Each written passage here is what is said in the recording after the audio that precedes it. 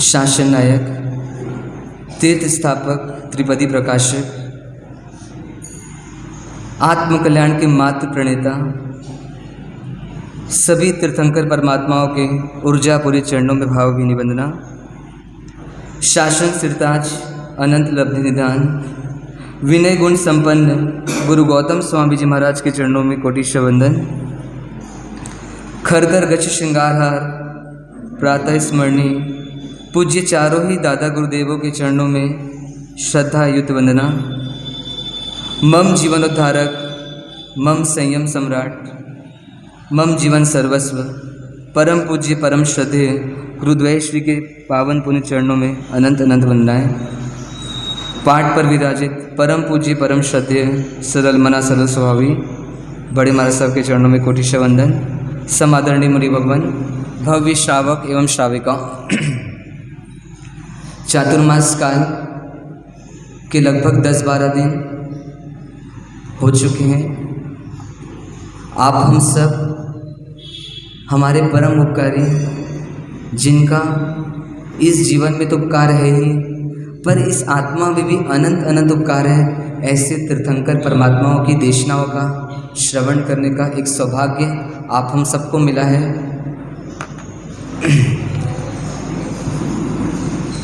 इस दुनिया में भोग की पहचान कराने वाले बहुत सारे साधन हैं। हर गति में, हर योनि में, जहाँ भी ये जीव जाता है उसकी पहली पहचान किसी से होती है तो किससे होती है? तो भोग की दुनिया से होती है। पहला रिश्ता किसी से बनता है तो भोग की दुनिया से बनता है।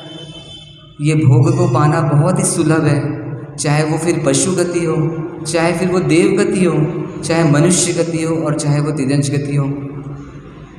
पर इस आत्मा पर कल्याण करने वाले, इस आत्मा को श्रेयस्कर मार्ग दिखाने वाले, कल्याण के मार्ग में ले जाने वाले, मोक्ष की राह दिखाने वाले ऐसे दुर्लभ साधन सिर्फ 3 ही है इस दुनिया में, और वो कौन है? देव, गुरु और धर्म। ये 3 साधन को अगर छोड़ दें, इन 3 तत्वों को छोड़ दें, तो बाकी सब तत्व दिन रात, जन्म से लेकर मृत्यु तक हमें सिर्फ और सिर्फ संसार मार्ग की प्रेरणा दे रहे हैं, संसार मार्ग में आगे बढ़ाने की प्रेरणा दे रहे हैं।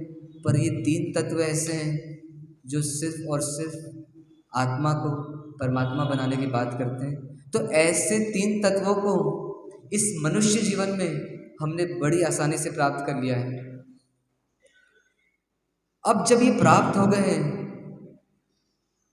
तो हमको इसका फायदा उठाना है। पर फिर भी हम देखते हैं कि इनसे जुड़ने के बाद भी हमको एक सही राह, सही मार्ग, सही मंजिल, एक ठौर ठिकाना मिल नहीं रहा है। जन्म हो गया है, बचपन गुजर गया है, 55 की उम्र भी आ गई है, मतलब जवानी आ गई है, और जवानी से बुढ़ापा भी आ जाएगा। पर वास्तव में देव वो धर्म से क्या लेना था वो शायद हम ले नहीं पा रहे। अर्थी में जाने के पहले, अर्थी उठने के पहले किसी व्यक्ति से पूछे, जो व्यक्ति अब अर्थी में जाने वाला है, जिसकी अर्थी उठने वाली है, कि तुम सुखी हो गए हो क्या? तुम सुखी हो गए हो क्या? तो वो क्या बोलता है कि अभी मैं सुखी नहीं हुआ हूँ, पर शायद मेरी ये 2-3 काम बचे हैं, अगर वो काम कोई पूरे कर दे और उसके बाद मैं मरूं तो मैं शायद क्या हो जाऊं? सुखी हो जाऊं। मतलब जाने वाले व्यक्ति को क्या लग रहा है कि अभी मैं सुखी नहीं हो पाया हूं, पर मेरे ये काम 2-3 कोई निपटा दे तो मैं शायद सुखी हो जाऊं। आप सभी ने अपने जीवन में 100, 200, 300 अर्थी तो उठवाई होगी क्या? सब प्रकाश, रमेश जी साहब, कितनी अर्थी उठवा ली अभी तक आपने? क्या कितनी अर्थीयों को देख लिया? कितनी अर्थी उठा लेते हैं पर जीवन का अर्थ नहीं समझ आता। जिसकी अर्थी आपने देखी है, उसमें से किसी भी एक व्यक्ति का नाम ऐसा बता सकते हैं जिससे हम पूछ सकें कि तेरे जीवन के सारे काम हो चुके हैं क्या? ऐसी कोई अर्थी देखी क्या आपने? या ऐसी अर्थी में चढ़ने वाले व्यक्ति से मिले क्या जो कह सके मेरे सारे काम हो गए? सिद्धों का एक विशेषण आता है, कृत्य। जिसके सारे काम हो जाए वो व्यक्ति क्या हो जाएगा? सुखी हो जाएगा।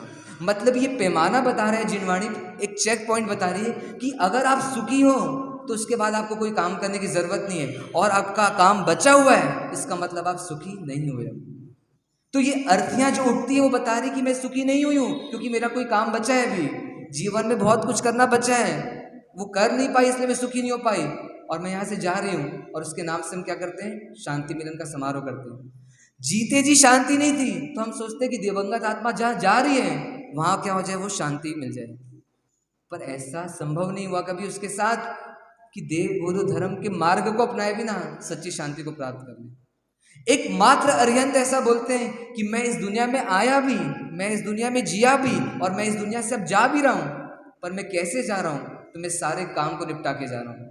मुझे करने जैसा था वो मैंने सब कर लिया है, और अब मुझे कुछ करना बाकी नहीं है, क्योंकि अब मैं पूर्ण सुखी हो गया हूँ। हमारा करना बाकी है मतलब बता रहे कि हम अभी सुखी नहीं हो, इसलिए कर रहे हैं, प्रयास जारी है। अब वे बोल रहे कि मुझे करने जैसा मैंने सब कर लिया, और मैं यहाँ से विदा हो रहा हूँ, अब मेरा यहाँ से निर्वाण हो रहा है। तो ऐसे अरिहंत सर्वज्ञ परमात्मा की वाणी हम सब तक पहुंच गई है आचार्य और गंधर्वों के द्वारा।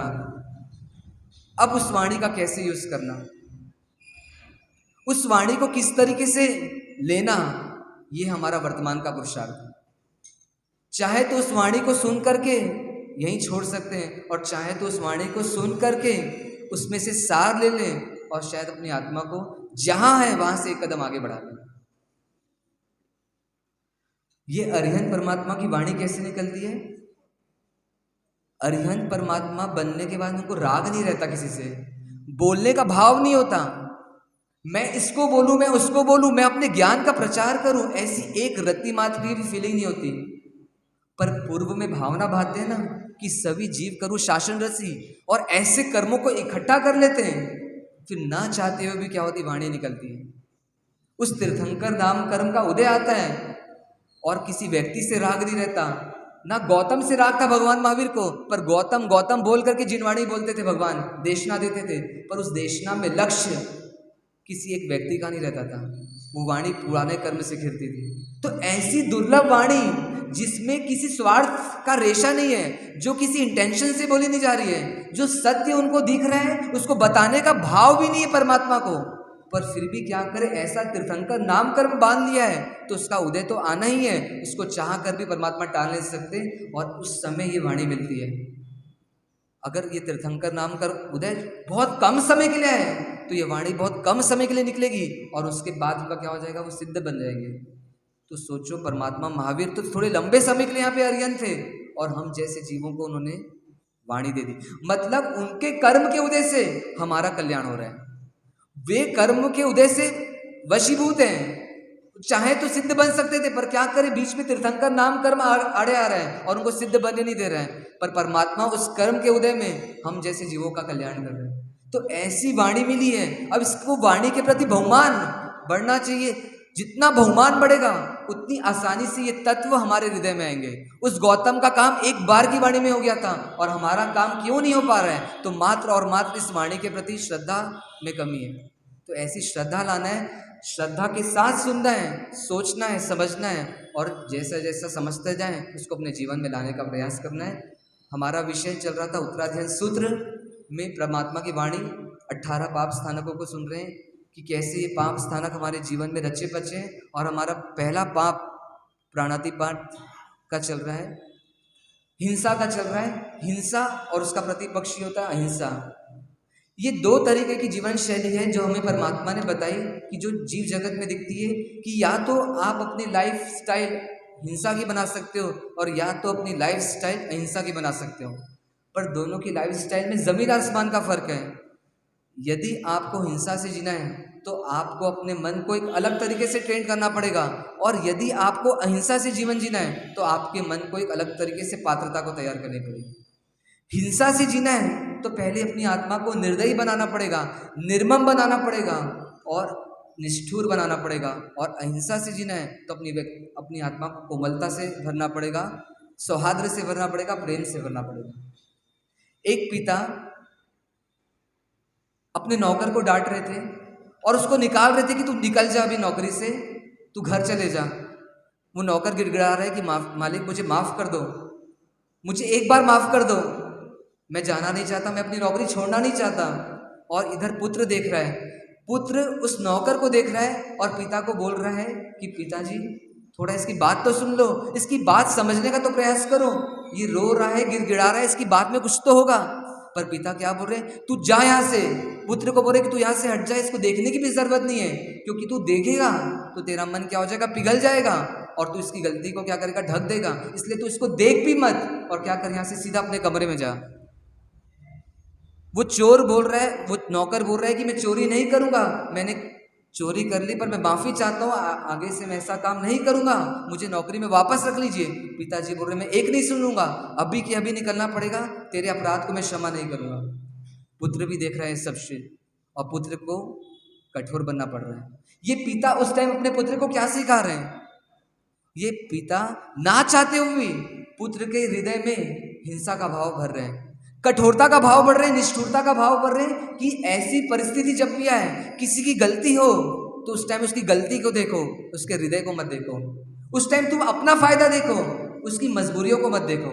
ऐसा एक भाव पिता अपने पुत्र में बढ़ रहे हैं। और वो पुत्र अगर इस टेक्निक को जी लेगा बाद में कि नहीं मुझे तो अब हिंसा से ही जीना है, मुझे मेरा काम जब तक सफल नहीं हो तब तक मुझे निष्ठुर ही बने रहना है, तो शायद वो आगे जा करके अपने पारिवारिक जनों के लिए भी क्या हो जाएगा, निष्ठुर हो जाएगा। आज उस नौकर के लिए निष्ठुर बन रहे हैं, कल वो वही निष्ठुरता अपने परिवार वालों के लिए दिखाएगा। तो ऐसी ये जीवन शैली किसकी है, हिंसा की जीवन शैली है। और एक दूसरी जीवन शैली जो उस पुत्र में पनप रही थी थोड़ी बहुत, और पिता ने इसको ढक दी ऊपर से। वो पुत्र चाह रहा था कि इस नौकर की वजह को तो मैं जानने की कोशिश करूं कि इसने किन हालातों में चोरी की, क्यों चोरी की, क्या इसको ऐसा करना पड़ा कि इसको चोरी करनी पड़ी, क्या इसके जीवन में ऐसा बनाव बना, ये जानने की कोशिश कर रहा था वह पुत्र, पर पिता उसको जाने नहीं दिए। मतलब वो अहिंसा के रास्ते में बढ़ना चाहता था, वो प्रेम दिखाना चाहता था, पर वो पिता उसे इस प्रेम से पीछे हट रहे थे। ऐसा हमारे साथ भी होता है, हम किसी के प्रति एकदम निष्ठुर हो जाते हैं और किसी के प्रति कोमल हो जाते हैं। जहाँ हमारा राग होता है वहाँ कोमलता आसानी से आ जाती है, और जहाँ हमारा राग नहीं है, जहाँ स्वार्थ नहीं है, वहाँ हम एकदम से निष्ठुर बन जाते हैं। ये दोनों लाइफ स्टाइल कैसी है, जब चाहे जहाँ चाहे उस लाइफ स्टाइल का प्रयोग कर सकते हो। जैसे कभी पार्लर में जाते हैं तो पार्लर वाला क्या बोलता है कि भैया मैं कैटलॉग दिखा रहा हूँ आपको, ये बहुत सारी हेयर स्टाइल है, आप पसंद करो कि आपको कौन सी हेयर स्टाइल बनाना है, मैं वो हेयर स्टाइल बना दूंगा। तो ऐसे ही इस जीव के पास हमेशा 24 घंटे में दोनों ऑप्शन है कि आप हिंसा से भी जीवन से जी सकते हो और अहिंसा से भी जीवन जी सकते हो। हिंसा से जीवन जीने वालों के लिए कई उदाहरण मिलते हैं। एक अभी वर्तमान में हमने जब जयपुर में थे, उदाहरण मिला हमको, एक पत्नी हमारे पास आई थी, महाराज साहब के पास पहुंची। उस पत्नी ने बोला कि महाराज साहब मैं अपने श्रावक से बहुत परेशान हूँ, मैं अपने पति से बहुत परेशान हूँ। क्यों मैं परेशान हूँ, क्योंकि मेरा पति इतना सरल है, इतना सीधा है कि उनके 3 बड़े भाई हैं और 3 बड़े भाई जब चाहे जहाँ चाहे उसका इतना मिस यूज करते हैं और उसको उल्टा सीधा सुना के भी चले जाते हैं। पर ये भाई इतना भोला है मेरा पति कि उनकी हाँ में हाँ मिला देता है, और इतना सुनाने के बाद भी उनकी क्या करता है, ज़रूरतों को पूरा करता है। तो मुझे ये नेचर उनका पसंद नहीं आता। आपको भी ऐसा लगता है कि ऐसा नेचर पसंद नहीं आता? मतलब कोई भी कभी भी उनको अपने हिसाब से घुमा लेता है, तो इतना सीधापन भी क्या है काम का, किस काम का? ऐसा वो पत्नी शिकायत कर रही है। पर पत्नी बोलती कि मैं सालों साल से समझा रही हूँ इस चीज़ के लिए, पर पति तैयार नहीं है, मैं उनसे अब इस चीज़ के लिए लड़ नहीं सकती, पर मैं अपने बच्चों को ऐसा नहीं बनाना चाहती। वो क्या बोल रही है, मैं बच्चों को ऐसा सीधा नहीं बनाना चाहती। गुरु भगवंत यहाँ पे सीधे बनने की बात करते हैं, पर वो माता क्या बोल रही है कि मेरे को अपने बच्चे को सीधा नहीं बनाना है। तो वो बोलती है कि मेरे 3 बच्चे हैं और तीनों ही पिता को ज़्यादा लाइक करते हैं, मुझे लाइक नहीं करते। वो टेढ़ी है क्योंकि थोड़ी, तो टेढ़े व्यक्ति को कोई लाइक नहीं करता। फिर भी बोले मेरे को आस है बड़े बेटे से कि वो तो मैं जो बोलूँगी वैसा करेगा, क्योंकि मैं देखी हूँ उसको कई बार कि जब वो लड़ता है खेलते खेलते या कुछ काम में, तो वो क्या हो जाता है, एकदम टेढ़ा बन जाता है, मतलब अपनी थाक जमाने की कोशिश करता है। तो मुझे ऐसा लगता है कि ये तो मैं जैसा बोलूँगी वैसा करेगा। इसलिए वो क्या करने का प्रयास करी, वो बोलती है मैं प्रयास करती हूँ, अपने बेटे को बार बार अलग ले जाती हूँ कमरे में और उसको सिखाती हूँ कि भैया सीधे बनने का ज़माना नहीं है, टेढ़े बन के ज़माने जीने का है। सीधे को सीधा जवाब दो, पर जो टेढ़ा बनता है उसके साथ तो टेढ़े ही रहने जैसा है। ऐसा उसको बार बार समझाती है। और पुत्र भी सोचता है कि माता सही बोल रही, क्योंकि अनुभव ही है, माता तो इतने साल से दुनिया देख रही है। तो और पुत्र क्या हो जाता है, तेज तर्रार बन जाता है धीरे धीरे। और क्या होता है, 11वीं 12वीं में था उस टाइम पुत्र, धीरे धीरे दोस्तों की संगति लगती है, मोहल्ले वालों के साथ भी तेज तर्रार बनता है और फिर पड़ोसियों के साथ भी तेज तर्रार का बिहेव करता है। और एक समय के बाद उसकी शादी होती है। ऐसा माता ने पूरा बताया हमको कि शादी होती है हमारे साहब, उसके बाद शादी के बाद पत्नी आती है, तो हम माता पिता से भी वो कैसा बन गया, तेज तर्रार बन गया। उस माता के साथ भी अब वो तेज तर्रार बिहेव करने लगा है। तो उस माता ने ट्रेनिंग कैसी दी थी? हम भी ट्रेनिंग देते कि नहीं ऐसी? कभी आपकी बेटी का फोन आ जाए ससुराल से और बेटी बोले फोन में, मम्मी सासू जी बहुत टोंट कसती है, सुबह नाश्ता बनाने से लेकर शाम तक टोंट कसती है और मुझसे सहन नहीं होता, और मैंने क्या किया, आज तो 2-4 घुमा कर बातें कर दी और दबा दिया। हम क्या बोलते हैं? बेटा बहुत अच्छा किया, शाबाश, आज तूने प्रूफ किया कि तू मेरी बेटी है। दबना मत, आज दबेगी तो कल दबना पड़ेगा। ये क्या डेवलप कर रहे हैं? अब अहिंसा के पुजारी परमात्मा महावीर के भक्त हैं और उस बेटी को क्या बता रहे हैं? तू हिंसक बन, तू हिंसक बन, तू हिंसक बन। आज सासू को दबाएगी तो हमेशा के लिए आरामदायक जीवन जिएगी। ऐसा बोलने वाले भी कई हैं, क्योंकि वो बेटी हमको आगे बताती कि हमारी माता हमको यही ट्रेनिंग देती है। आप लोग नहीं होंगे, मैं ये नहीं बोलता, पर है ऐसे। तो सोचो उस माता ने क्या किया, उस बेटे को तेज तर्रार और सीधे मत बन, ऐसी क्या की शिक्षा देते रही, और वो बेटा क्या हुआ, अपने माता पिता के क्या हो गया, विरोधी बन गया। और उस माँ ने बताया, बहुत करुण वेदना से बताया कि उस माँ बाप को अपने बेटे से अलग होना पड़ा और अभी वो जयपुर में अलग रह रहे। तो ये बीजारोपण किसने किया? अरे अहिंसा की जीवन शैली की पहचान होती तो माता को एक रहता कि कैसा भी जीवन हो पर अहिंसा का जीवन मस्त है, भले वैल्यू मिले नहीं मिले पर मन की शांति तो हमेशा रहेगी। पर आज बेटे से भी माता दूर हो गई और उस बेटे का जीवन भी बर्बाद हो रहा है और माता का जीवन तो बर्बाद हुआ ही। तो ऐसा जीवन शैली जीना कि नहीं जीना? प्रेम होना चाहिए भगवान के अहिंसा के मार्ग से। जब तक इस मार्ग से प्रेम नहीं होगा ना तो अहिंसा की वैल्यू समझ नहीं आएगी। ये अहिंसा क्या चीज है? ये प्रेम का कैसा विस्तार है? एक ससुर जी आए प्रवचन में, गुरु भगवंत के प्रवचन में आए थे हमारे बड़े महाराज साहब के। उन्होंने प्रवचन के बाद महाराज साहब से बोला कि महाराज साहब मैं तो रोज प्रवचन में आता हूँ, पर मेरी एक बहू है, हमारे घर में सब आते हैं प्रवचन में पर एक बहू आ नहीं पाती, मैं चाहता हूँ कि वो भी आए, आप कुछ मुझे उपाय बताएं। तो महाराज साहब बोलते हैं कि आप सब रोज आते हो ना, उसको कभी कभी बीच बीच में बोला करो, मान जाए तो ठीक, नहीं तो क्या हुआ, फोर्स नहीं करना, इच्छा होगी तो आ जाएगी, कभी ना कभी आ जाएगी, अपन उसको शुभ भावना से बोलते जाओ बस। ऐसा महाराज साहब ने बोल के छोड़ दिया। कुछ समय बाद वो ससुर जी वापस आए, थोड़े दिन प्रवचन में आते रहे और फिर एक बार महाराज साहब से मिलने वापस आए और उन ससुर जी ने क्या किया, महाराज साहब जिस बहू के लिए मैं कंप्लेन करने आया था उस बहू के बारे में मैं एक बात बताना चाहता हूँ जो अभी अभी एक घटना घटी। तो महाराज साहब बोले बताओ। तो बोले हमारे घर के सामने एक गली है, उस गली में एक कुतिया ने 4-5 बिल्लों को जन्म दिया, थोड़े दिन पहले की बात है, 10-12 दिन पहले की बात। और उस बहू ने देखा कि पिल्ले जन्म हुए, उस बहू ने मुझे आकर के बोला कि पापा जी मेरी इच्छा हो रही है कि ये छोटे छोटे पिल्ले हैं और यहाँ पे ट्रैफिक बहुत ज़्यादा है, मैं चाहती हूँ कि हमारे घर का जो ओटला है, घर का बाहर का एरिया वो तो खाली ही है, तो क्यों ना इन 5 बिल्लों को और उसकी माता को इन ओटलों में ले आए। तो ससुर जी एकदम आश्चर्य गए उस बात से कि इसको ऐसी बात सूझी कैसे। तो फिर भी उन्होंने बोला हाँ हाँ कोई दिक्कत नहीं है, ले आओ। तो उस बहू ने क्या किया, उन कुतिया को और उन बच्चों को उठा करके ले आई वहाँ पे, और वहाँ पे वो रहने लगे।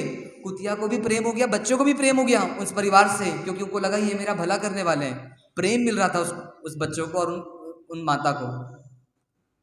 अब धीरे धीरे क्या हुआ, एक बार क्या हुआ, जब बच्चे थोड़े बड़े होने लगे तो क्या हुआ, वो बच्चा बार बार रोड में जाता तो एक ऑटो वाले ने उस में से 5 बच्चों में से एक बच्चे की टांग के ऊपर से ऑटो चला दी और उस बच्चे का टांग क्या हो गया, थोड़ा सा टूट गया, मतलब फ्रैक्चर हो गया। तो उस बहू ने देखा और जैसे ही देखा वो क्या करी, उसके पास आई और उसको उठाया और लाया, और एक बार तो अपना जो इलाज कर सकती थी 15-20 मिनट के अंदर वो किया, और तुरंत वेटरनरी हॉस्पिटल में फ़ोन करके क्या किया, उसको बुला लिया और डॉक्टर को कि आप तुरंत लेकर आओ अपनी टीम और यहाँ पे एक छोटे बच्चे का इलाज करना है। ये ससुर जी सब देख रहे हैं, बहू कुछ पूछ नहीं रही है किसी से, क्यों कर रही हूँ क्या कर रही हूँ। डॉक्टर 3-4 दिन तक तो आए करने इलाज, फिर डॉक्टर क्या बोले, इसका इलाज ऐसे नहीं होगा, आपको इसको लेकर वहाँ आना होगा हॉस्पिटल, क्योंकि सारी व्यवस्थाएं हम यहाँ ला नहीं सकते। पर उस बहू का दिल कितना कोमल, कितना प्रेम जाग रहा है उस बच्चों के प्रति कि घर में कार नहीं है, मध्यम स्तरीय परिवार है, ऑटो करके वो बहू क्या करती, उस माता जो कुतिया माता थी उसकी, उस माता को लेकर के और उस बच्चे को लेकर के रोज हॉस्पिटल जाती और ऐसा 5-7 दिन तक करती और उसके बाद वो बच्चा क्या होता, स्वस्थ होता, उसके बाद वो घर आती। तो ऐसा 5-7 दिन तक चला, ससुर जी सब देख रहे।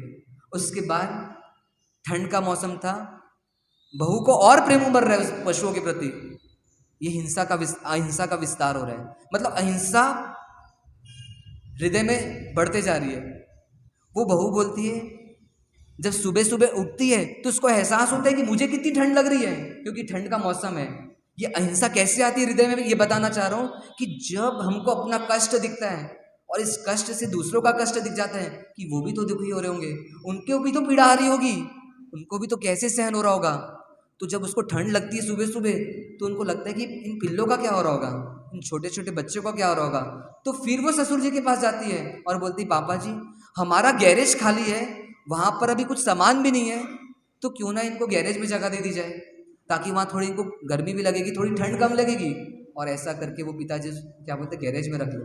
और उसके बाद तो मानो वो पूरा परिवार कुत्तों का उनका परिवार बन गया और इतनी वफादारी से वो जीवन जीने लगे, क्योंकि उनको क्या मिल रही थी, प्रेम मिल रहा था।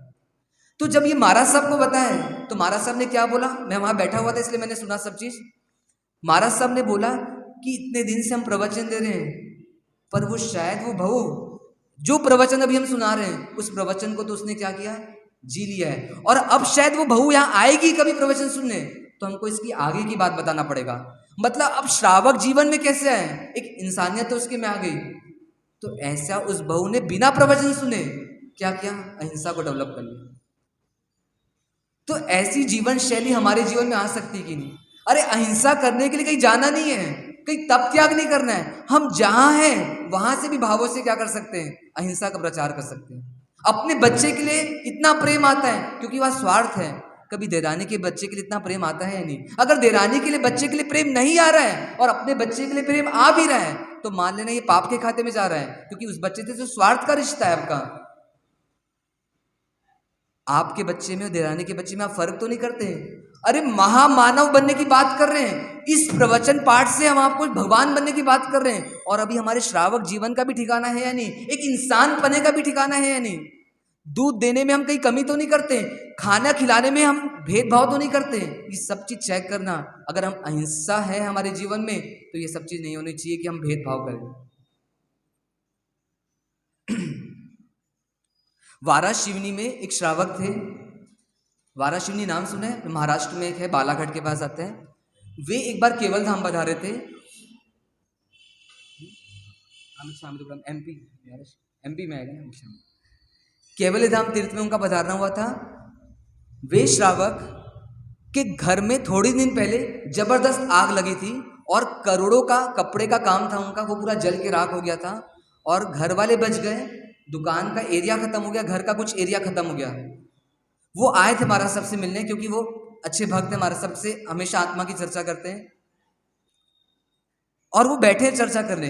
इधर एक महिला का आना हुआ केवल धाम के उपाश्रय में। वो महिला महाराज साहब को बता रही है कि महाराज साहब, विचक्षण जैन विद्यापीठ वहाँ जो स्कूल चल रही है वहाँ मेरा बच्चा पढ़ता है और मेरी परिस्थिति नहीं है, इसलिए वहाँ से मुझे स्कॉलरशिप भी मिली है मेरे बच्चे को पढ़ाने के लिए, पर स्कॉलरशिप पूरी नहीं मिली है, मुझे अभी भी 65,000 रुपये देना है उसको। तो 65,000 रुपये देना है मुझे, पर अभी मेरे पास सिर्फ 55,000 है, पर मेरे 10,000 रुपये की व्यवस्था नहीं हो पा रही है। अभी हम वहाँ होते तो क्या सोचते हैं, सोच लेते, शायद सोचते कि नहीं सोचते मालूम नहीं, पर जो व्यक्ति 55,000 की व्यवस्था कर लिया है वो 10,000 की व्यवस्था नहीं कर सकता क्या? तू कहीं से भी कर प्रयास, 10,000 तो कहीं ना कहीं हो जाएगा। वो महिला उन वाराशिवनी के जो श्रावक आए थे उसके लिए पूरे अनजान, ना वो महिला का नाम जानते, ना उस पुत्र का नाम जानते जिसको विद्यापीठ में पढ़ाया जा रहा है, ना उनका कुछ अता पता मालूम। पर वो महिला ऐसा बोल के चली तो गई महाराज साहब को बाहर, पर वो श्रावक जी क्या बोलते हैं महाराज साहब को कि महाराज साहब अब भी मेरे जेब में 10,000 रुपये है, हो ना हो ये 10,000 इसी काम के लिए हो, तो क्यों ना इसमें महिला को दे दूं। तो महाराज साहब बोले देख लो आपको जो करना है, इसमें मैं क्या बोलूं। तो उस व्यक्ति ने बिना नाम के, बिना पहचान के, वो क्या करेगा बच्चा, वो कहाँ का है, उस श्रावक ने क्या किया, उनको 10,000 रुपये दे दिए। ये क्यों दे पाए? अरे उसने सोचा कि परिवार के लिए तो मैंने इतना कमाया, पर इस परिवार के लिए कमाया भी तो मैं पाप के खाते में जा रहा हूं, क्योंकि मैं इनसे अपनी पूर्ति करा रहा हूं और ये मेरे से अपनी पूर्ति करा रहे हैं, तो सारा जीवन पाप के खाते में जा रहा है। तो क्यों ना इस संपत्ति का उपयोग किसी और के लिए कर लूं। ऐसी क्या किया, अहिंसा का विस्तार किया। अहिंसा मतलब ये नहीं कि किसी जीव को मारना नहीं, किसी जीव को सुखी करना, किसी जीवों का कष्ट दूर करना, ये भी अहिंसा है। तो वो 12 शिवनी वाले श्रावक बड़े ही सरल, बहुत अच्छे घर के, पर जब कैवल्य धाम में जब भी पधारते हैं तब कभी एसी रूम की डिमांड नहीं करते, जैसा रूम मिला ऐसी सादगी से जीते हैं। तो ये व्यक्ति में क्या बता रहा है, वास्तविक धर्म आ रहा है। वे भले ही बहुत ज्यादा प्रतिक्रमण नहीं करते होंगे, पर वास्तव में जो भगवान का सहज मार्ग है, ऐसी अहिंसा उनके जीवन में जीवंत दिखाई दे रही है। तो ऐसी अहिंसा का प्रादुर्भाव हमको करना या नहीं करना। शास्त्र कहते हैं कि अहिंसा का जीवन में क्रम कैसा हो, किस क्रम से हमारे जीवन में अहिंसा आनी चाहिए। तो कहते हैं कि सबसे पहले अहिंसा किस पर आए, पंचेंद्रीय जीवों पर आए। पंचेंद्रीय जीवों पर, फिर उसके बाद चौरेंद्रीय, तेंद्रीय, बेंद्रीय, एकेंद्रीय और फिर सूक्ष्म जीवों पर आ जाए। अभी हमारी अहिंसा ऐसी आती है या नहीं। अहिंसा के बारे में इतना पढ़ते हैं, पर हमारी माताओं, हमारे भाइयों को जमी कंद छोड़ने का तो राग होता है कि जमी कंद खाने से मैं अनंत जीवों का भक्षण कर रही हूं, ऐसी फीलिंग तो आ जाती है। पर उस सासू को, उस माँ जी को ये फीलिंग नहीं आती कि मेरी बहू आज उसकी तकलीफ है, उसकी तबीयत ठीक नहीं है, वो चौके में काम नहीं कर पा रही है, तो उसको मैं अपने मुंह से बोल दूं कि तू आज रेस्ट कर ले, मैं चौके का काम कर लूंगी। उस अनंत काय के जीवों के प्रति अगर अहिंसा आ रही है, तो पंचेंद्रीय जीव ऐसी बहू पर अहिंसा क्यों नहीं आ रही है। हमारा मन कितनी जल्दी तैयार हो जाता है कि मैं आज हरी नहीं खाऊंगी, पर हमारा मन इसलिए तैयार नहीं होता कि आज मैं किसी के हृदय को दुखी नहीं करूंगी। अरे वो अनंत काय की अहिंसा कर ली तो ये बहुत पर पीठ थपथपाने जैसा नहीं है, ये तो मूल चीज थी श्रावक जीवन की। पर उसके पहले क्या था, आपके में इंसानियत ही नहीं आ रही है, तो आप कैसे श्रावक बनोगे। अरे आपको जो आपके घर में परिवार में रहने वालों के प्रति उनका दुख दर्द नहीं दिख रहा है, उनके प्रति भी स्वार्थ पनप रहा है, ये फीलिंग नहीं आ रही कि मैं आज अपनी बहू को बोल सकूं कि तुम आज रेस्ट कर लो, मैं काम कर लूंगी। उस टाइम ये लगता है कि ये बहाने दे रही होगी, ये मुंह इसलिए बना रही कि इसको काम नहीं करना है। ये सारा सारा सारा हिंसा के खाते में जा रहा है। आप अनंत काय का भक्षण बंद कर दियो, अच्छी बात है, पर बहुत अच्छी बात नहीं है। फिर बोलोगे महाराज साहब शास्त्रों में तो यही बात बताई नहीं गई कि बहू को प्रेम दो, शास्त्रों में तो यही बताया गया कि जमीकंद का त्याग करो। जहां भी यही बोला जाता है अनंत काय का त्याग करो, ये त्याग करो, वो त्याग करो, तो इसका मतलब शास्त्र इनकम्प्लीट है ना, शास्त्र अभी अधूरे है ना। शास्त्र अधूरे नहीं है। उन ज्ञानियों को क्या लगता था कि जिनके लिए मैं ये शास्त्र लिख रहा हूं वो तो कम से कम इंसान के रूप में तो मौजूद रहेंगे, तो इंसान की बात बताने की जरूरत नहीं है, उनको मैं भगवान बनने की बात बताऊं। इसलिए शास्त्रों में इंसानियत की बात कहीं नहीं आई है। किसी कुत्ते को भौंकना सिखाना पड़ता है क्या, किसी पशु को पशुता सिखानी पड़ती है क्या, तो किसी सर्प को डसना सिखाना पड़ता है क्या, तो फिर किसी इंसान को इंसानियत की बातें क्यों सिखानी पड़ रही है। और अगर हम इंसानियत के लेवल भी नहीं है तो फिर श्रावक, और श्रावक से महात्मा, और महात्मा से परमात्मा बनने के बारे में कैसे बढ़ेंगे हम। इसलिए शास्त्रों में इंसानियत की बातें नहीं हुई, आगमों में इंसानियत को लेकर के कुछ बोला नहीं गया है। आगमों तो में भगवान बनने की यात्रा बताई गई है कि आपको भगवान कैसे बनना है, क्योंकि उनको लगता था कि इंसान कम से कम इंसान तो रहेगा ना, पर वो नादान थे, उनको क्या पता था कि हम उनसे भी नीचे जाते जा रहे हैं। इसलिए पहला हमारा ये मकसद होना चाहिए, अहिंसा को जब हम सुने कि मैं इर्द गिर्द रहने वालों के प्रति क्या करूं, अपने अहिंसा का विस्तार करूं, अपने प्रेम का विस्तार करूं। डॉक्टर साहब एक हैं खाचरोद एमपी के, बहुत ही अच्छा उनका जीवन है, हमेशा आते हैं, साधक भी हैं, स्वाध्यायी भी हैं और एक डॉक्टर भी हैं। जीवन कितना सरल है उनका कि उनके जीवन में अहिंसा कैसे आई। उनकी एक रूटीन है, सुबह सुबह जाते हैं छत पर और 1 घंटा लगभग करीब क्या करते हैं, पशुओं के लिए दाना डालते हैं, पक्षियों के लिए दाना डालते हैं। अब उनसे पूछा कि आपने किसको देख करके सीखा, किससे प्रेरणा ली, तो वास्तव में उनकी श्राविका जी बताती इन्होंने किसी से प्रेरणा ली नहीं, मालूम नहीं, पर ये हमेशा बोलते हैं कि मुझे को इनका दर्द दिखता है, इन पक्षियों के जीवन में दुख दिखता है, इनके पाप के उदय में ये कैसे जी रहे हैं, ये फीलिंग मेरे को बार बार आती है। तो क्या करता हूं मैं दाने डाल के इनका पाप थोड़ा कम कर सकूं, मतलब इनको साता दे सकूं, ऐसी उनको भावना आती है। तो सुबह 1 घंटा डालते हैं, लगभग 150 से 200 का दाना रोज डालते हैं, और बहुत ज्यादा हाई फाई क्लिनिक नहीं है, आयुर्वेदिक डॉक्टर है, पर फिर भी ये जीवन शैली है। फिर किसी ने उनके बारे में बताया, उनके नगर के एक व्यक्ति ने बताया कि डॉक्टर साहब सिर्फ इतना ही नहीं करते हैं, सुबह क्या करते हैं, पक्षियों पर अहिंसा करते हैं, और दोपहर को जब क्लिनिक में आते हैं स्वाध्याय भी 2 घंटा रोज करते हैं, और आध्यात्मिक स्वाध्याय करते हैं। जबरदस्त जीवन है उनका। और उसके बाद जब क्लिनिक में आते हैं तो क्लिनिक में जितने पेशेंट आते हैं उसमें से 25 से 30 पेशेंट का रोज फ्री में इलाज करते हैं, और उनसे दवाइयों के भी पैसे नहीं लेते हैं, और उसको बोलते हैं कि हॉस्पिटल में भी कभी कुछ सर्जरी करानी पड़ी तो वहां उसका क्या करते हैं, थोड़ी सेटिंग जमा देते हैं। मतलब ऐसी क्या करें, अहिंसा का विस्तार कर रहे हैं। वो बोलते हैं कि मेरा इतना पुण्य का उदय चल रहा है कि मेरे घर में कोई तकलीफ नहीं है, तो मैं क्यों बटोरने में लगूं, मैं क्यों इकट्ठा करने में लगूं, इस पुण्य के उदय का पुण्य के उदय में यूज करूं ना। मेरे को पुण्य से उदय से मिला है, मेरा कुछ है नहीं वर्तमान का पुरुषार्थ, तो क्यों ना इस पुण्य को किसी के पुण्य को बढ़ाने में उपयोग कर लूं। ऐसा उनका जीवन शैली है। अब सोचो, वो डॉक्टर साहब कार्य भी कर रहे हैं, परिवार भी संभाल रहे हैं, समाज में भी आ रहे हैं, गुरु भगवंत के पास भी पधारते हैं, पर क्या करें, वास्तविक धर्म के रास्ते में पढ़ रहे हैं। अपनी आत्मा की पात्रता इस तरीके से बढ़ा रहे हैं कि जब उनको तत्व मिलेगा तो तत्व आसानी से उतर जाएगा, क्योंकि वो वास्तविक धर्म के रास्ते में बढ़ रहे हैं। पशु जगत के प्रति अहिंसा, जीव जगत के प्रति भी अहिंसा, ऐसा उनका जीवन। रक्षाबंधन आएगा ना, अभी थोड़े दिन बाद आएगा। आप सब जाओगे अपने भाइयों के घर, जाओगे कि नहीं, या वो आएंगे यहाँ पर? अरे महाराज साहब, साड़ी लेना है तो जाना ही पड़ेगा, कुछ अच्छा इनाम मिलेगा भाइयों से। पर कल्पना करो, इस बार रक्षाबंधन में अगर आपका भाई आपको रेशम की साड़ी देता है तो लोगे क्या?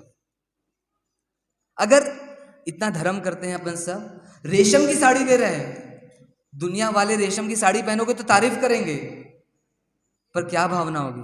नहीं पहनते। बहुत अच्छी बात है, मैं एक छोटी बात कर रहा हूं बाड़मेर वालों के सामने। तो रेशम की साड़ी कोई भाई दे तो उसको बोलना, भाई तू सस्ती साड़ी दे दे मेरे को चलेगा, साड़ी नहीं देगा तो चलेगा, पर ऐसे 25-30 हजार कीड़ों को मार करके ऐसी साड़ी को पहनना नहीं चलेगा, क्योंकि ये कीड़े भी मेरे भाई हैं, क्योंकि उनमें भी आत्मा है, तो ये मेरे भाई के जैसे हैं, और भाई के जैसे तो इन भाइयों का वध करके मैं अपनी शरीर की शोभा कैसे बढ़ा सकती हूँ। तो ये तो सिर्फ एक मात्र उदाहरण है। ऐसी कोई भी चीज का उपभोग हमको नहीं करना जिसमें बहुत हिंसा हुई है। किसी को मार करके अपना सुख लेना मतलब दानवता का काम है। नरक गति जाने का पासपोर्ट है ये। पासपोर्ट लेने नहीं जा रहे हो आप नरक गति का, पर आपको पासपोर्ट मिलते जा रहा है। आप किसी को दुखी करके स्वयं सुखी होने का अभ्यास कर रहे हो। समुद्र में नहाने जाते हैं ना, मजा आता है। क्या करते हैं वहां पे? हम फोटो सेशन करते हैं, सेल्फी लेते हैं। एक बूंद पानी में परमात्मा ने कितने जीव बताए हैं, और समुद्र में क्या करते हैं? हम नहाते हैं। मानो ऐसा फील करो आज समुद्र में नहा रहे हो, और वहां परमाधामी कहां नहलाएंगे तुमको। फीलिंग तो करके देखो। परमात्मा की वाणी सच्ची नहीं लगती, पर समझ सकते कि सच्ची है। कैसे समझ सकते? लॉजिक से सोचते हैं। आज इस दुनिया में इंसान ज्यादा है कि पशु ज्यादा है? पशु जगत ज्यादा दिखता है कि इंसान ज्यादा दिखता है? दीपक भैया, पशु की इंसान ज्यादा दिखते हैं। बाप रे बाप, बेंद्री से लेके पंचेंद्री तक के कीड़े मकोड़े ज्यादा है, पशु पक्षी ज्यादा है, और इंसान कम है। इंसान आपको 700-800 करोड़ दिखेंगे, और पूरे बाड़मेर में करोड़ों जीव जंतु दिख जाएंगे। पूरे विश्व में 700-800 करोड़ इंसान है अभी, पर पूरे बाड़मेर में करोड़ों जीव जंतु हैं। इतने छोटे छोटे से जीव जंतु, ऐसे पूरे बड़े जीव जंतु, कितने जीव जंतु है। मैं ये क्यों बता रहा हूं, इसको सुनना। मतलब मानव गति में प्राणी कम है, और पशु गति में और तिर्यंश गति में प्राणी ज्यादा है। और अभी पाप ज्यादा हो रहा है कि पुण्य ज्यादा हो रहा है? पाप ज्यादा हो रहा है। अभी हमें नरक गति दिखती नहीं है, इसलिए चलो नरक गति की बात दूर करते हैं। पाप ज्यादा हो रहा है तो पाप का परिणाम भी ज्यादा होगा बाद में। पुण्य कम हो रहा है तो पुण्य का परिणाम भी कम मिलेगा। तो अभी पाप ज्यादा हो रहा है, और ऐसी तिर्यंश गति में जीव भी ज्यादा है। इसका मतलब ये बताया जा रहा है कि आप पाप करोगे तो ऐसी गति में जाना ही पड़ेगा। इस गति में जीव क्यों दिख रहे ज्यादा? क्योंकि ये पाप का परिणाम भुगत रहे वहां। नरक गति में भी जीव ज्यादा होंगे, पर अभी नरक गति दिख नहीं रही है, इसलिए उसके बारे में नहीं चर्चा करते। पर तिर्यंश गति तो समझो कि तिर्यंश गति में इतनी जीव क्यों दिख रहे हैं? क्योंकि जैसे जैसे पाप बढ़ रहा है तो ऐसे ऐसे उस गति दुर्गति में जाने का द्वार खुलते जा रहा है। तो उस गति को देख करके पहचानो कि पाप करोगे तो परिणाम निश्चित रूप से मिलेगा, कोई भागीदार नहीं बनेगा। जिस परिवार के लिए पाप कर रहे हो, जिसके लिए कमा रहे हो, वो तो क्या बोलेंगे, हमारे पिता इतने अच्छे थे कि हमारे लिए 5 करोड़ रुपए छोड़ के गए। पर आप बड़े पागल थे जो 5 करोड़ छोड़ के गए, क्योंकि अब आप उस घर में छिपकली बन के पैदा हो जाओ। जिस घर के लिए आपने 5 करोड़ रुपए कमाया, उस घर में आप छिपकली बन के पैदा हो जाओ। अब क्या बोलेंगे बेटे, अरे भैया जल्दी झाड़ू लाओ, छिपकली आ गई हमारे बेडरूम में। अब आप आवाज करके बोल रहे हो कि मैं तेरा पिता हूं बेटा, ये बेडरूम भी मैंने ही बनवाया तेरे लिए, और तू मुझे अब निकाल रहा है यहां से। इस पाप के उदय में बेटा बेटी भी सुनने वाले नहीं है, तो फिर क्यों नहीं परमात्मा की सुनना, क्यों नहीं जीवन में अहिंसा को लाना। अब अहिंसा पशु जगत में होनी चाहिए, पक्षियों की जगत में होनी चाहिए, जीव जगत में होनी चाहिए, और कहाँ अहिंसा होनी चाहिए। तो भगवान बोलते हैं एक इंद्रिय जगत में हिंसा को कैसे लाए, अहिंसा को कैसे लाएं। एक इंद्रिय यानी कौन, पृथ्वी का है, अप का है, तेयु का है, वायु का है, वनस्पति का है, इतना तो सबको पता है। ये सारे जीव एक इंद्रिय हैं, मतलब इनके पास सिर्फ एक ही इंद्रिय है। अब अहिंसा यहाँ पे कैसे कर सकते हैं। पृथ्वी का यानी क्या, जो हम घर में जितना सोना चांदी हीरे माणिक, ये टाइल्स फर्श, ये जितना भी यूज कर रहे हैं, ये सब मानो पृथ्वी का क्या है, शरीर है। इन मृत शरीर को पहन रहे हैं। आपको ये फीलिंग आनी चाहिए कि मैं मृत शरीर को क्या कर रहा हूं, गले में पहन रहा हूं। ऐसा लगता है कि मैं किसी लाश को लटका रहा हूं। पूछते अरे ये ज्यादा अच्छा लगेगा कि ये ज्यादा अच्छा लगेगा, ऐसा पूछे करो, ये लाश ज्यादा अच्छी लगेगी गले में कि ये वाली लाश ज्यादा अच्छी लगेगी गले में, ये लाश मेरे हाथ में ज्यादा अच्छी लगेगी कि ये वाली लाश ज्यादा अच्छी लगेगी। ऐसी फीलिंग तो लाओ कम से कम, अभी छोड़ नहीं सकते तो। हम किसी लाश को पहन रहे हैं अंदर अपने शरीर में, ये मुर्दा है उसके ऊपर एक और मुर्दे को चढ़ा रहे हैं। अब क्या करना, पृथ्वी का एक हिंसा हम कैसे रोक सकते हैं, तो अब अपनी आवश्यकताओं को कम करें। एक सोच बनाए कि सिंपल लिविंग हाई थिंकिंग, सादगीपूर्ण जीवन जिए। ये पृथ्वी काय को पहन लूं इससे मेरी क्या सुंदरता है, इसको कम पहनूं ज्यादा पहनूं इससे मेरा क्या महत्व है। वास्तव में कोई महत्व नहीं है इसका। दूसरों को जितना देने दे दो, पत्नी बोलती है उसको दे दो ज्यादा में ज्यादा, पर स्वयं में अगर गले में चैन नहीं पहनेगी तो क्या फर्क पड़ जाएगा। ये चैन लगना चाहिए, मेरी फांसी का फंदा है। एक दीक्षार्थी को इतना सजाते ना, अगर वो वास्तव में दीक्षार्थी होता है उसको क्या फीलिंग होता है पता है, कि कब निकले मेरे शरीर से, मैं कब इन सबको छोड़ करके इस धवल वेश में आऊं। ऐसी फीलिंग आती है वास्तव में दीक्षार्थी को। किसी को लगता होगा इतना सज धज के कहां जा रहे हैं, जब इनको छोड़ना ही है तो इतना सच क्यों रहे हैं, वो सस्ते किसी और के लिए, पर अंदर की फीलिंग तो ये चलती मैं क्यों इसको लद रहा हूं, ये सब मेरे को दुख देने वाले हैं। ऐसी फीलिंग लाना, अनावश्यक पाप से बचना। मोबाइल में घड़ी है तो फिर अलग से घड़ी क्यों पहनना, ये घड़ी भी पृथ्वी काय का कलेवर है। घड़ी भी के जो इंस्ट्रूमेंट बने, जो पार्ट्स बने, कहीं ना कहीं पृथ्वी काय की हिंसा से बने। तो जब मोबाइल में घड़ी का यूज कर ही रहे हो आप, और मोबाइल छोड़ भी नहीं सकते अभी, तो अलग से घड़ी पहन के हिंसा क्यों कर रहे हो। ऐसी फीलिंग तो लाओ, प्रयास करो, एक मजबूती लाओ अपने हृदय में कि मैं इसको छोड़ सकूं। पृथ्वी काय के बाद क्या आता है, अब का है पानी। हमारे ज्ञानियों ने क्या बोला कि नहाने का पानी ठंडा रखो और पीने का पानी क्या करो, गर्म रखो। हम कैसे करते हैं, उल्टा करते हैं कि सीधा। हम नहाने का पानी क्या करते हैं, गर्म करते हैं, और पीने का पानी तो फ्रिज का ही चाहिए ना, फ्रिज का। बहुत बड़ी गलती कर रहे हैं। नहाने का पानी गर्म क्यों बोला गुरु राज ने, आचार्य भगवंतों ने, कि गर्म पानी मिच्छामि दुक्कडम, नहाने का पानी ठंडा क्यों रखने बोला, क्योंकि आप नहा रहे हो, यही बड़ी गलती कर रहे हो। नहाना नहीं चाहिए था आपको, सिर्फ पूजा करने के लिए नहाने की छूट है, वो भी सिर्फ 2 मग पानी से, फिर भी हम नहाते रहते हैं। चलो ये गलती तो कर ही रहे हो आप, पर दूसरी गलती गर्म पानी से नहाने की क्यों कर रहे हो। उस गर्म पानी से नहाओगे, वो पानी कहाँ जाएगा, सारा नालियों में जाएगा, और नालियों में कौन जीव है, ऐसे कोमल बेंद्री तेंद्री चौरेंद्री जीव वहां पे रह रहे हैं। और आपका पानी आपको तो अच्छा लग रहा है, पर उन जीवों के लिए तेजाब जैसा है, उन जीवों के शरीर में जाएगा, और नाली के अंदर की स्थिति आप देख नहीं सकते। और वो जीव क्या होते हैं, रोज मरते जाते हैं। और पीने का पानी गर्म क्यों करने बोला, क्योंकि कच्चे पानी में जितनी बार हाथ डालोगे, इन अब का है कि जीवों का शरीर इतना कोमल होता है कि आपने मटकी में लोटे को डाला और वैसे ही मर जाते हैं। तो कच्चे पानी को जितने बार बार डालोगे, और घर के 10 सदस्य हैं और एक एक जन 10 बार डालेगा, तो दिन में 100 बार मटकी में हाथ जाएगा, तो 100 बार हिंसा होगी। इसलिए क्या बोला, एक बार हिंसा कर दो, एक बार गर्म करके पानी को ठंडा कर लो और उसके बाद उसको पियो। पर हम कितना उल्टा करते हैं। हमको एक बूंद घी की कीमत बहुत आती है, क्योंकि घी बहुत महंगा आता है, और एक बूंद पानी की कीमत नहीं आती है। परमात्मा को एक बूंद पानी की कीमत आ रही, पानी सचित है, पानी में जीव है। घी तो कैसा है, अचित है। एक बूंद पानी को हमने क्या क्या अगर धोला है, तो मानो असंख्य जीवों की हिंसा कर दी। पर एक बूंद घी भी नीचे गिर जाएगा ना, तो ऐसे उठा के चाटेंगे। घी बर्बाद नहीं होना चाहिए, क्योंकि बाड़मेर का घी है, पर एक बूंद पानी की कोई कीमत नहीं हमारे जीवन में। गाड़ी को धोना है, पर गाड़ी को ब्रश पाइप से धोना जरूरी क्या? एक पोछे में थोड़ा पानी लेकर के भी तो गाड़ी को साफ कर सकते हैं। जहां थोड़े से पानी में काम हो सकता है वहां इतने पानी की व्यवस्था क्यों लानी? ब्रश करते नल चालू करके, कैसे पागल है। मैंने अभी जयपुर में देखा था, मोहनबाड़ी में एक बंदर को देखा, उसको पानी पीना था, उसने नल खोला, पानी पिया और वापस नल बंद किया। सोचो उस बंदर में इतनी नैतिकता कि नल खोलो, पानी पियो, वापस नल बंद कर दो। पर हम कैसे करते हैं? नल खोलते हैं और नल खुला हम ब्रश कर रहे हैं, इधर मोबाइल भी चला रहे हैं। कितनी हिंसा कर रहे हैं। दाढ़ी बनाना है और नल चालू है पानी का, तो कम से कम ऐसी हिंसा से तो बचें। पानी का उपयोग कपड़े में जितना कम हो सके, कपड़े धोना जरूरी है पर कम से कम कपड़े धोएं, कम से कम समय में कपड़े धोएं। ज्यादा दिन तक कपड़े चलाएं, किसको दिखाना है और कब तक दिखाना है?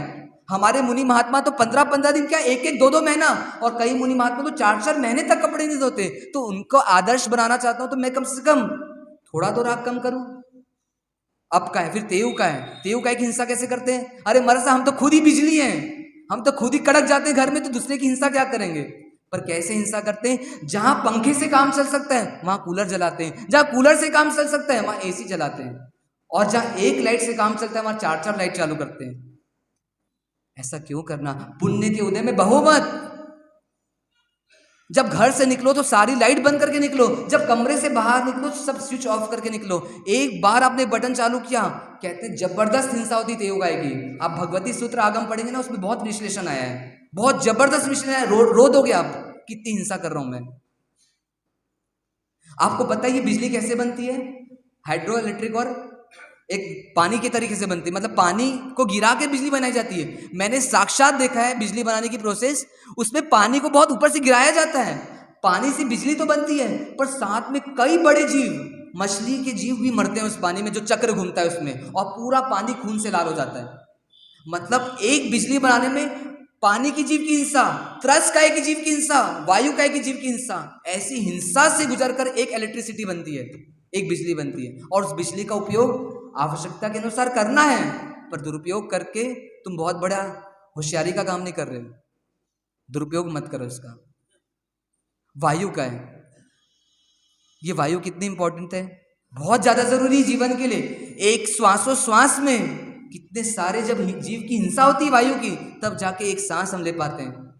किसी कोरोना पेशेंट से पूछना, जब वो मरने के कागार में थे, कि उनको सांस लेने में कितनी तकलीफ हो रही थी, मानो एक एक श्वास को वो बहुत महत्वपूर्ण मान रहे थे कि श्वास अंदर आ जाए, बस ऐसी उनको फीलिंग आ रही थी। तो सोचो कितनी वायु का है कि जीवों का बलिदान दे करके ये जीवन चल रहा है। तो कम से कम हम क्या करें? पूरा नहीं बच सकते, जहां जहां बच सकते वहां तो बचे। वनस्पति काय, वनस्पति काय का तो कोई नाम ही मत लो, मर सब इतनी हिंसा करते हैं वनस्पति काय की। पर जैन धर्म में आने के बाद इतना विवेक तो हमारा जागना ही चाहिए कि हम कम से कम जो आहार, जो वनस्पति परमात्मा ने मना किया है, उस वनस्पति का तो त्याग कर सके। इतना भी कर लिए तो अभी बहुत बड़ी सफलता है। 22 अभक्ष ये सारी कहीं ना कहीं वनस्पति की देन है, इनका त्याग करना श्रावक का प्रथम कर्तव्य है। नहीं करोगे तो एक नियम होता है, जहां आसक्ति वहीं उत्पत्ति। जैसी आसक्ति करोगे वहां उत्पन्न होना पड़ेगा। इस जम्मी कंद से आसक्ति करोगे तो जम्मी कंद के जीव बन के पैदा होना पड़ेगा और लोग तुम्हें खाएंगे। तो ऐसे वनस्पति के जीवों को भी अभयदान देना।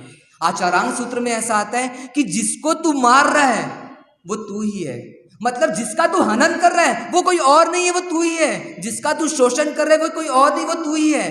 क्यों तू ही है? क्योंकि जिसको तू मार रहा है आने वाले समय में तू दुर्गति में जाएगा और तेरे साथ वैसा ही होगा। इसलिए तू अभी मान ले कि जिसको तू मार रहा है वो तू ही है, क्योंकि तेरे साथ भी वैसा ही होगा। कितना स्पष्ट परमात्मा महावीर ने आचरांग की देशना में फरमाया है कि जिसको तू मार रहा है, जिसकी तू हिंसा कर रहा है, वो मानो वो तू ही है, क्योंकि तेरे साथ भी वैसा होने वाला है। और क्या कहा परमात्मा ने कि जीव दया अपदया होई, ये भी आचारांग सूत्र में आया है कि जीवों में की जाने वाली दया मान लो स्वयं पर की जाने वाली दया है, और जीवों पर की जाने वाली हिंसा मान लो स्वयं पर की जाने वाली हिंसा है। तो इस पुण्य के उदय में हाथ मिले हैं तो किसी को सपोर्ट कर दो, पैर मिले हैं तो किसी को चलने में सहायक बन जाओ, आंख मिली है तो देव दर्शन करने में उसका लगा दो, कान मिले तो जिनवाणी श्रवण करने में लगा दो, और वचन मिले हैं तो किसी को मीठे शब्द देने में लगा दो। ना जाने ये पुण्य कब पाप में कन्वर्ट हो जाए और हमारे को इस जीवन से तो जाना पड़े और ना जाने अनंत काल के लिए किन गतियों में जाना पड़े। इसलिए अहिंसा हमारे जीवन में आ जाए। परमात्मा महावीर का अहिंसा इतना सुंदर सिद्धांत है कि इसको अगर पूरा विश्व फॉलो करे तो कभी विश्व युद्ध नहीं होंगे, कभी किसी देश में चैन और अमन को खोना नहीं पड़ेगा। यह अहिंसा का सिद्धांत ऐसा है।